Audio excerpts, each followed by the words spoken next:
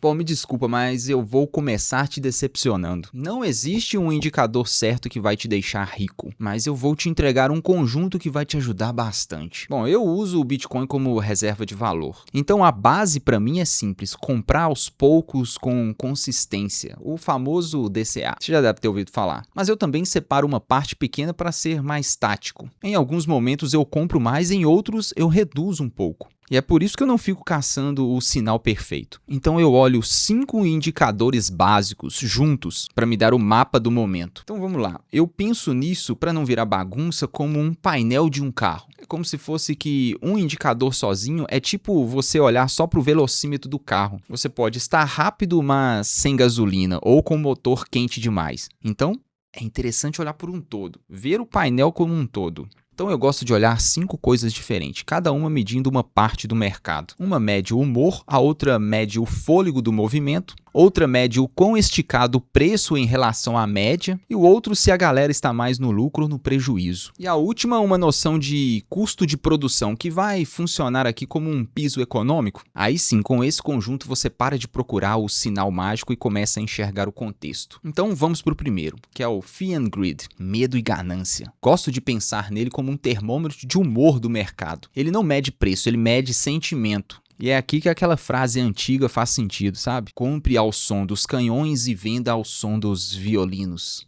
Essa frase vem desde a época de Napoleão. A família Rothschild a cunhou e usava ela como termômetro para comprar na Bolsa de Londres e fazer muita grana. Bom, mas isso aí é outra história, né? Voltando então ao indicador de humor, quando tá todo mundo com medo, normalmente o mercado exagera para baixo. Quando tá todo mundo eufórico, normalmente exagera para cima. Bom, eu não uso isso para apertar um botão de comprar ou de vender. Eu uso para me perguntar, o clima tá de pânico ou tá de festa? Aí eu comparo isso com o próximo indicador, que mede o fôlego do movimento. Então vamos para o segundo indicador, que é o RSI, o índice de força relativa. Eu gosto de pensar nele como fôlego. Não é prever, é medir a intensidade. Quando o RSI está muito alto, é como se o mercado tivesse dado um sprint. Está quente demais, acelerado demais. E quando está muito baixo, é o contrário. Parece que o mercado está sem perna, está todo mundo cansado, vendendo no automático. Mas atenção, que o RSI sozinho engana fácil. Então eu uso ele como um alerta, ok? Aqui pode ter exagero. Aí eu olho o próximo, então, que é mais lento, mais macro. A distância do preço para a média, que é o Meia Multiple. Aqui a ideia é simples. Ele compara o preço do Bitcoin com uma média de longo prazo. Pensa num elástico. Quando o preço está muito acima da média, o elástico está esticadaço. Quando está perto ou baixa, o elástico está mais relaxado. Lembrando que isso não te dá a hora exata de nada, mas te dá uma noção do quão fora do normal o preço está naquele momento, beleza? Bom, agora eu preciso cruzar isso com outra pergunta. A maioria das pessoas estão no lucro ou no prejuízo? E isso é o que o nosso próximo indicador tenta mostrar, que é o supply em profit e loss, em lucro e em prejuízo. É praticamente um jeito de ver o placar do jogo. Ou, quer dizer, o mercado, né? Quanta gente, em média, está no lucro e quanta está no prejuízo? Quando todo mundo está no lucro, fica mais fácil ver o clima virar euforia, certo? Euforia vira ganância em muitos casos. E quando muita gente está no prejuízo, o clima muda. Aparência de desânimo, né? Medo. De novo, não é para cravar topo e fundo. É para entender que tipo de emoção coletiva o mercado está naquele momento. Então, agora falta o quinto indicador, né? O último, que é o mais estrutural desses todos. Bom, por último, mas não menos importante, vem os custos de mineração, pois estamos falando de Bitcoin. Vamos olhar para isso como um custo de produção, como se fosse uma commodity mesmo, sabe? Bom, para manter a rede funcionando tem energia, máquina, operação. Então existe uma faixa onde minerar fica confortável e uma faixa onde começa a ficar meio apertado. Quando o preço está muito abaixo desse custo, a pressão aumenta. O minerador precisa se virar. Reduzir, desligar a máquina e vender vira mais uma necessidade do que uma estratégia.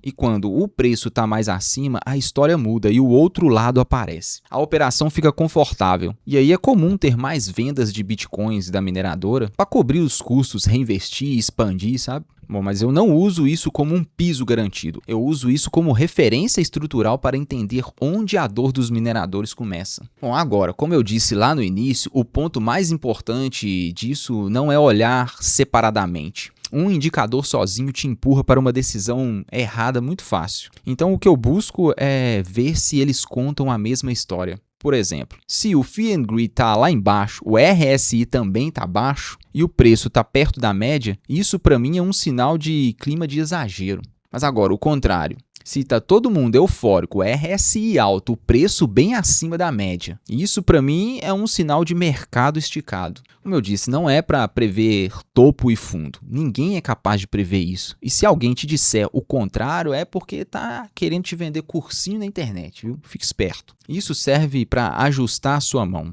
Comprar um pouco, mas quando tá barato de verdade. E ter mais calma quando tá tudo caro de verdade. Então o jeito que eu uso é simples. Eu pergunto quanto desses 5 indicadores estão apontando na mesma direção agora.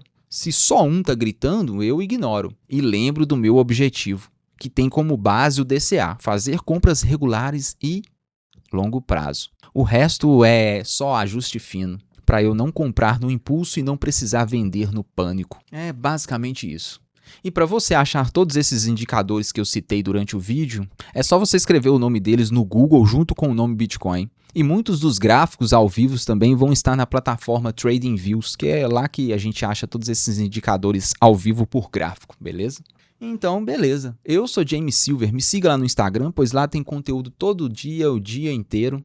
E se inscreva aqui no canal e deixe seu like se gostou do vídeo, ou se não gostou, deixa seu dislike também. Mas não deixa de se inscrever e acompanhar os próximos vídeos. Tenho certeza que a gente vai ter boas ideias aqui para trocar, beleza? Até mais!